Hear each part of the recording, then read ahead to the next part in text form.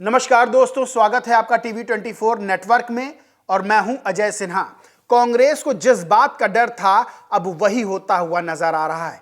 यानी महाराष्ट्र में चुनाव हारते ही राहुल गांधी के नेतृत्व पर सवाल खड़े हो रहे हैं और सवाल खड़े हो रहे हैं इंडिया ब्लॉक के दूसरे राजनीतिक दलों की तरफ से। यानी कि सीधे तौर पर एक तरफ ममता बनर्जी ने इंडिया ब्लॉक के नेतृत्व को लेकर अपना दावा ठोक दिया है और उनका सीधा सा समर्थन समाजवादी पार्टी, लालू यादव, शरद पवार की तरफ से उनको सीधा समर्थन मिल गया। वहीं अब ममता बनर्जी ने प्रधानमंत्री नरेंद्र मोदी के समर्थन का ऐलान कर दिया है। यानी सीधे तौर पर भारत की राजनीति में बहुत बड़ा उलटफेर देखने को मिल रहा है। दरअसल दोस्तों, इंडिया ब्लॉक बना था जिसमें कांग्रेस सबसे बड़ा राजनीतिक दल था और स्वतः माना जा रहा था कि कांग्रेस ही इंडिया ब्लॉक को लीड करेगा। लेकिन जैसे जैसे चुनाव होते गए और इंडिया ब्लॉक को हार का सामना करना पड़ा, खास तौर से लोकसभा चुनाव में और महाराष्ट्र विधानसभा चुनाव में, उसके बाद तमाम तरह के सवाल राहुल गांधी के नेतृत्व में खड़े होने लगे। सवाल ये खड़े होने लगे कि आखिर राहुल गांधी के नेतृत्व में कांग्रेस का परफॉर्मेंस क्या है और कांग्रेस के साथ साथ इंडिया ब्लॉक का परफॉर्मेंस क्या है। अगर उत्तर प्रदेश में लोकसभा चुनाव के दौरान देखें तो समाजवादी पार्टी ने बेहतर प्रदर्शन किया। वहीं झारखंड में चुनाव हुए, वहां पर झारखंड मुक्ति मोर्चा ने यानी हेमंत सोरेन ने और कल्पना सोरेन ने बेहतर प्रदर्शन किया। लेकिन जहां जहां कांग्रेस अकेले चुनाव लड़ी या फिर इंडिया ब्लॉक का नेतृत्व करती हुई नजर आई, वहां वहां हार का सामना इंडिया ब्लॉक को करना पड़ा। हरियाणा का चुनाव कांग्रेस हारी, मध्य प्रदेश का चुनाव कांग्रेस हारी, लोकसभा में हिमाचल प्रदेश की सभी लोकसभा सीटों पर कांग्रेस को हार का सामना करना पड़ा। उसके बाद से सवाल खड़े होने लगे। लेकिन जहां कथित तौर पर बड़ी टूट नजर आई वो था महाराष्ट्र का विधानसभा चुनाव और सीधे तौर पर महाराष्ट्र में महायुति जो कि एनडीए है उसने महाविकास अघाड़ी को बड़ी पटखनी दे दी। सीधे तौर पर इंडिया ब्लॉक को बड़ी हार का सामना करना पड़ा। उसके बाद ये बातें निकलकर सामने आने लगी कि राहुल गांधी सफल नेतृत्व नहीं कर पा रहे इंडिया ब्लॉक का और ममता बनर्जी ने एक बड़ा बयान दिया और कहा कि मैं इंडिया ब्लॉक का यानी इंडिया गठबंधन का नेतृत्व करने को तैयार हूं। उसके बाद चाहे वो समाजवादी पार्टी के बड़े नेता राम गोपाल यादव हों, चाहे किरणमय नंदा हों और चाहे शरद पवार हों, चाहे जो है दूसरे राजनीतिक दल हों, चाहे बात कर लें लालू यादव जैसे बड़े राजनीतिक दिग्गज की, उनका भी बयान सामने आया। उन्होंने कहा है कि ममता बनर्जी बड़ी लीडर हैं, देश की पुरानी लीडर हैं, उनको इंडिया ब्लॉक का नेतृत्व करना चाहिए। यानी कि सीधे तौर पर अगर ममता बनर्जी को समर्थन मिल रहा है तो सीधे तौर पर इंडिया ब्लॉक का नेतृत्व ममता बनर्जी के हाथ में जा सकता है। और ये बात कांग्रेस को नागवार गुजर रही क्योंकि कांग्रेस नेताओं के लगातार बयान सामने आ रहे हैं और वो कह रहे हैं कि कांग्रेस बड़े भाई की तरह है और राहुल गांधी के नेतृत्व पे कोई सवाल नहीं उठा सकता। राहुल गांधी नेता हैं इंडिया ब्लॉक के, इंडिया गठबंधन के विपक्ष के। अब सबसे बड़ी बात यह है कि इसमें एक खबर और सामने निकल के आई है जहां पर ममता बनर्जी ने मोदी सरकार का सीधा सीधा समर्थन कर दिया है, सीधा ऐलान कर दिया है। दरअसल बात यह है कि बांग्लादेश के हालात किसी से छुपे नहीं है। वहां जिस तरह से अल्पसंख्यकों पर, खासतौर से जिस तरह से हिंदुओं पर अत्याचार किया जा रहा है, उसको लेकर भारत सरकार अपना लगातार विरोध दर्ज करा रही है और भारत में लोगों के अंदर भी नाराजगी है बांग्लादेश वाले मामले को लेकर। जिस तरह से शेख हसीना सरकार का तख्ता पलट किया गया और मोहम्मद यूनुस जो है बांग्लादेश की सत्ता पर काबूज हुए, उसके बाद से तमाम तरह की घटनाएं सामने आ रही। इसी को लेकर एक बयान सामने आया और बयान जो सामने आया उसने ममता बनर्जी को बेहद गुस्सा दिला दिया। और ममता बनर्जी ने क्या कहा वो मैं आपको बताता हूं।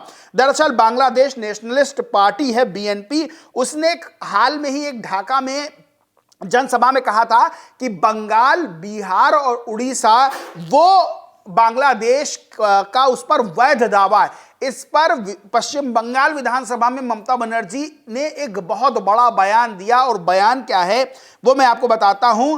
रौद्र रूप ममता बनर्जी का दिखा। ममता बनर्जी ने कहा कि कुछ लोग कह रहे हैं कि वो बिहार पर कब्जा करेंगे, उड़ीसा पर कब्जा करेंगे।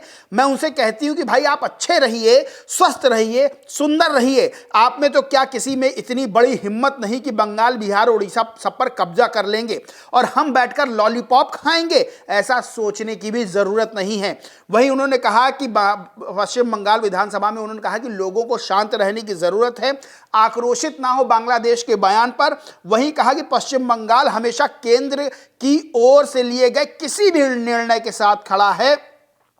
वहीं उन्होंने सीधे तौर पर यह ऐलान कर दिया कि जो पश्चिम बंगाल सरकार है वो जब देश के मुद्दे की बात आती है तो वो मोदी सरकार के साथ यानी केंद्र सरकार के साथ बड़ी मजबूती के साथ खड़ा है। सीधे तौर पर बड़ा संदेश दिया ममता बनर्जी ने कि आपस में कितनी भी जो है राजनीतिक कटुता हो, आपस में कितना भी विवाद हो, कितनी भी विचारधाराओं का अंतर हो, लेकिन जब देश पे बात आती है, जब देश की एकता की बात आती है तो ममता बनर्जी ने सीधे कहा कि वो मोदी सरकार के साथ, केंद्र सरकार के साथ खड़ी हैं। यानी कि सीधे तौर पर ममता बनर्जी ने बड़ा ऐलान करते हुए यह बताया है कि वो देश प्रेमी नेता हैं और तमाम तरह के जो सवाल भी लोग खड़े करते रहते तो उनको भी सीधा जवाब ममता बनर्जी ने दे दिया और कहा मोदी सरकार के साथ खड़े।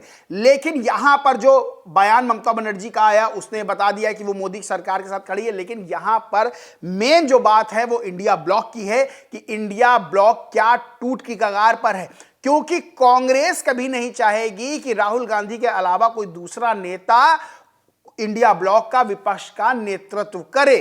लेकिन सबसे बड़ी चीज यह है कि जिस तरह से ममता बनर्जी को दूसरे नेताओं का समर्थन मिल रहा है, जिसमें लालू यादव जैसे दिग्गज भी शामिल हैं, जिसमें समाजवादी पार्टी के राम गोपाल यादव जो कि थिंक टैंक माने जाते हैं समाजवादी पार्टी के, वो शामिल है, जिसमें शरद पवार जैसे जिन्हें महाराष्ट्र की राजनीति का चाणक्य कहा जाता है, उनकी बेटी सुप्रिया सुले, तमाम और बड़े बड़े नेता, किरण नंदा जैसे बड़े नेता, पुराने नेता शामिल हैं जो ममता बनर्जी को सीधा जो है वो समर्थन दे रहे हैं कि आप इंडिया ब्लॉक का नेतृत्व करिए। देखिए जो हार का सामना इंडिया ब्लॉक को पिछले बीते चुनावों में करना पड़ा, और खास तौर से लोकसभा, क्योंकि लोकसभा में माना जा रहा था कि इंडिया ब्लॉक मजबूती से चुनाव लड़ेगा, जीतेगा, और इंडिया ब्लॉक के नेता ये मान रहे थे कि इस बार बीजेपी को पटखनी दे देंगे, लेकिन ये सपना उनका साकार नहीं हो पाया। और सबसे बड़ी बात है कि रामगोपाल यादव ने ये बात कही कि अगर कांग्रेस मध्य प्रदेश में, हिमाचल प्रदेश में और भी अन्य राज्यों में अगर सीटें निकाल लेती तो आज मोदी प्रधानमंत्री नहीं होते। यानी सीधे तौर पर रामगोपाल यादव ने कांग्रेस पर हार का ठीकरा फोड़ा। वहीं महाराष्ट्र में जिस तरह से हार का सामना करना पड़ा है कांग्रेस के नेतृत्व में, वो भी जो है बड़े सवालिया निशान खड़े कर रहा है। सीधे तौर पर ममता बनर्जी इस वक्त विपक्ष की राजनीति का सबसे बड़ा चेहरा नजर आ रही हैं। और सबसे बड़ी चीज यह है कि आने वाले दिनों में इंडिया ब्लॉक की कमान ममता बनर्जी के हाथ में हो, इसमें कोई बड़ी बात नहीं होगी। और दूसरी चीज कि ममता बनर्जी ने जिस तरह से देश के मुद्दे पर, जिस तरह से बांग्लादेश के मुद्दे पर, जिस तरह से देश की एकता को लेकर बयान दिया और कहा कि वो इस तरह के मुद्दों पर हमेशा मोदी सरकार के साथ, हमेशा यानी केंद्र सरकार के साथ खड़ी है कंधे से कंधा मिलाकर, इसने एक बड़ी छवि ममता बनर्जी की पेश की है भारतीय राजनीति में।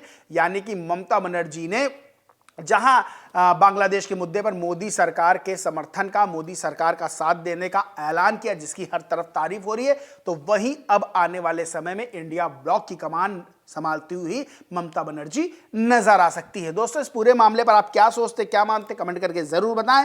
वीडियो अच्छा लगा तो लाइक करें, शेयर करें और चैनल को सब्सक्राइब नहीं किया तो सब्सक्राइब करके बेल आइकन जरूर दबा लें। धन्यवाद।